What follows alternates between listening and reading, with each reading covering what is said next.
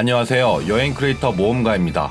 저번 영상에서는 3박 4일 일정으로 가기 좋은 홋카이도의 주요 여행지들을 소개해드렸는데요. 하루나 이틀 정도 시간이 더 여유가 있는데 어딜 가야 할지 잘 모르는 분들을 위해 삿포로 인근의 여행지 두 곳을 더 소개해드리려고 합니다. 바로 노보리베치와 아사히카와인데요. 이전 영상을 안 보고 오신 분들은 먼저 이전 영상을 보고 오시기 바랍니다. 그럼 홋카이도 여행 영상 2편 지금 바로 시작할게요.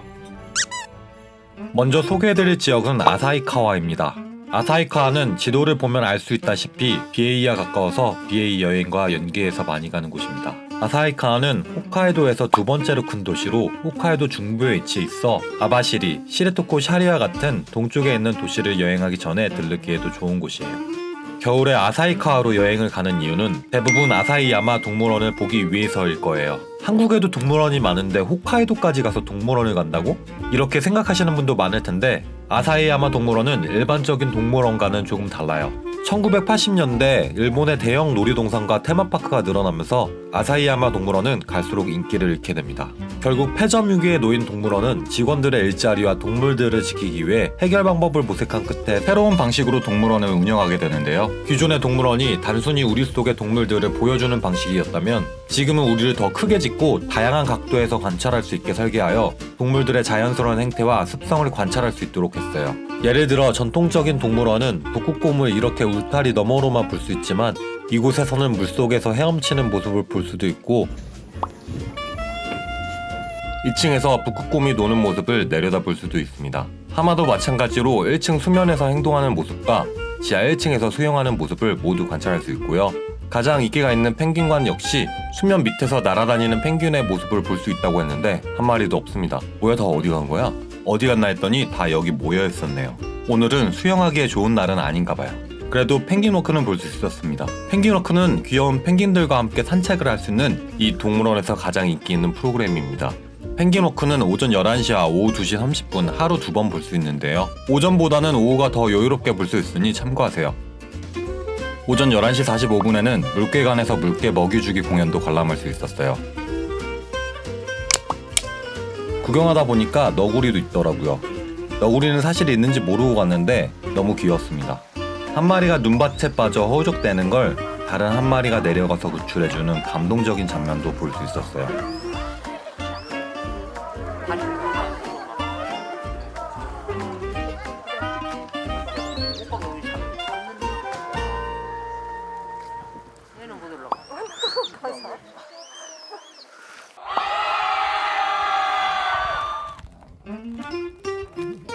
점심은 아사히야마 동물원 안에 있는 푸드코트에서 먹었는데요. 보통 이런 테마파크나 놀이동산 안에서는 음식 가격이 비싸기 마련인데 여기는 가격도 저렴하고 맛도 괜찮더라고요. 아사히야마 동물원의 인기 동물들은 이렇게 크게 안내판에 안내가 되어 있어 어렵지 않게 만날 수 있습니다. 아사히야마 동물원은 투어를 이용하거나 대중교통으로 여행할 수 있는데요. 투어 상품을 이용하는 경우는 BA 투어랑 겹치는 코스가 많아서 특정 장소를 2번 가게 될 수도 있고 두 투어 상품을 비교하여 하나만 가는 경우에는 BA 여행지 중 못 가는 곳이 생길 수 있습니다.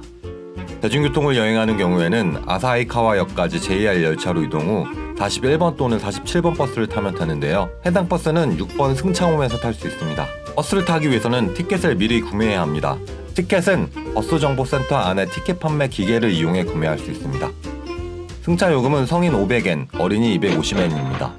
기계에서 아사히야마 동물원 입장권도 같이 구매할 수 있는데요. 현장에서 구매해야 이렇게 예쁜 입장권을 받을 수 있으니 참고하세요. 버스 운행 시간표는 다음과 같습니다.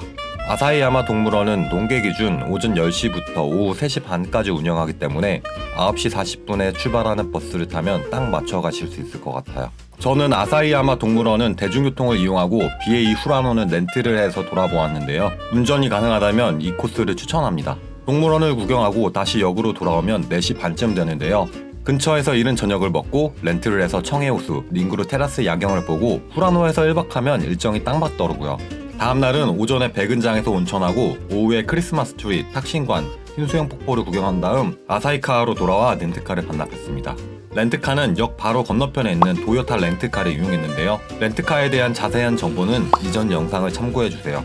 아사히카와까지 기차로 간다면 무조건 패스권을 이용하는 게 유리합니다. 아사히카와만 간다면 삿포로 후라노 패스 4일권을 구매하고 노보리베치까지 갈 생각이라면 홋카이도 레일 패스를 구매하세요.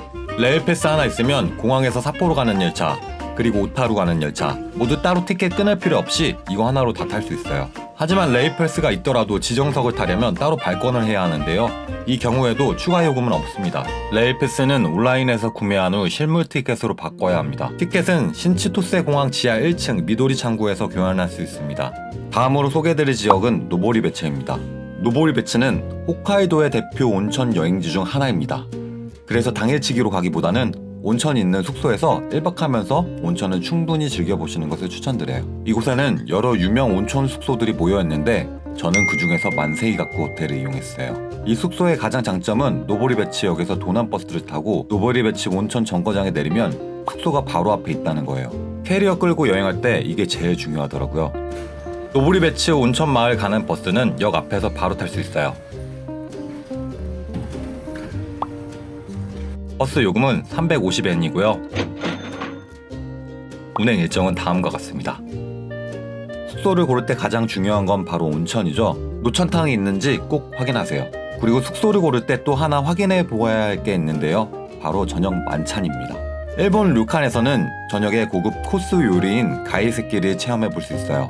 가이세끼는 선승들이 수행 중 허기를 달래기 위해 따뜻하게 데운 작은 돌을 품 안에 품고 배고픔을 견딘 것에서 유래된 간소하고 소박하지만 정성을 담은 음식을 말하는데요. 실제로는 코스 요리로 여러 요리가 나오기 때문에 엄청 푸짐하게 느껴집니다. 가이세끼는 손님을 환대하는 상징 같은 음식이라 더 푸짐하게 나오는 것 같아요. 만세이가쿠는 회전율을 높이기 위해서인지 뷔페식으로 가져다 먹는 방식이에요. 일식과 양식, 디저트류까지 음식들이 다양하고 맛있었어요. 숙박 요금에 석식이 포함되지 않은 경우에는 1인당 25,000엔에 석식을 즐길 수 있습니다. 그 외에 전통복 체험도 가능하고요. 식사를 하는 동안 이불을 깔아놓고 가시는데 도둑 든 거 아니니 놀라지 마세요. 전망도 이 정도면 딱히 나쁘진 않은 것 같아요. 잘 쉬었다면 이제 노보리베츠를 구경할 차례입니다. 노보리베츠는 관광지들이 모여있어 걸어서 충분히 다 구경이 가능한데요. 제일 먼저 만나게 되는 곳은 고쿠라쿠 놀이 상점가입니다.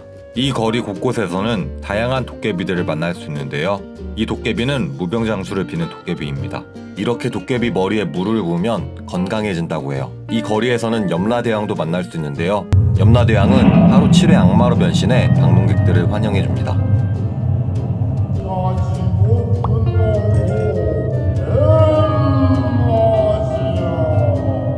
도깨비와 염라대왕의 위치는 지도를 참고해주세요. 마을 끝에는 센겐공원이 있습니다. 센겐공원은 노보리베츠 온천 오픈 150주년을 기념하여 간열천을 이용해 만든 공원이에요. 센겐공원 간열천은 대략 3시간마다 80도 정도의 뜨거운 온천수가 큰 소리와 함께 1회당 50분 정도 계속 분출된다고 해요. 센겐공원을 지나 계속 올라가다 보면 다시 도깨비상도 보이고요. 조금만 더 오르면 노보리베츠의 주요 볼거리인 지옥계곡에 도착합니다. 지옥계곡은 노보리베츠 온천 지역의 화산활동으로 형성된 계곡인데요. 데크길을 따라 이 일대를 트레킹할 수 있습니다. 유황온천이라 그런지 달걀 썩음내 같은 게 조금 났는데 그래도 풍경은 멋있더라고요. 트레킹 코스 끝에는 온천의 핵 같아 보이는 간열천이 하나 있습니다. 이 간열천 역시 온도가 80도에 달한다고 해요. 입구 관광 안내센터에서는 장화를 무료로 빌릴 수 있고 진보관도 무료로 할 수 있다고 하니 참고하세요. 원래는 여기서 오유누마강 천연족탕까지 트레킹을 할 수 있는데 겨울철에는 눈 때문에 다시 왔던 길로 돌아가야 합니다. 오유누마강 천연족탕은 자연 온천수를 이용해 트레킹 여행객들이 쉬어갈 수 있도록 만든 온천시설입니다. 물 색깔이 예뻐서 사진 찍기에도 좋아요. 노보리베츠는 삿포로에서 기차 또는 버스로 여행할 수 있는데요. 기차를 이용하는 경우 삿포로 노보리베츠 에리어 패스를 구입하는 게 유리합니다. 버스는 가격이 저렴하지만 하루 한 대만 운행하기 때문에 시간 맞추기가 쉽지 않습니다. 일부 호텔에서는 송영 버스를 보내주기도 한다고 하니 호텔 예약 시 참고하세요. 이렇게 아사히카와와 노보리베츠를 포함해 4박 5일 홋카이도를 여행하는 경우 대략 1인당 경비는 150만원이 듭니다. 이상으로 홋카이도 여행 영상 2탄으로 아사히카와 노보리베치 여행에 대해 소개해드렸는데요. 4박 5일 이상의 일정으로 홋카이도 여행을 계획 중이시라면 두 지역을 추가해서 여행 계획을 짜셔도 좋을 것 같아요. 유익하셨다면 구독과 좋아요 부탁드립니다. 이상 여행 크리에이터 모험가였습니다. 감사합니다.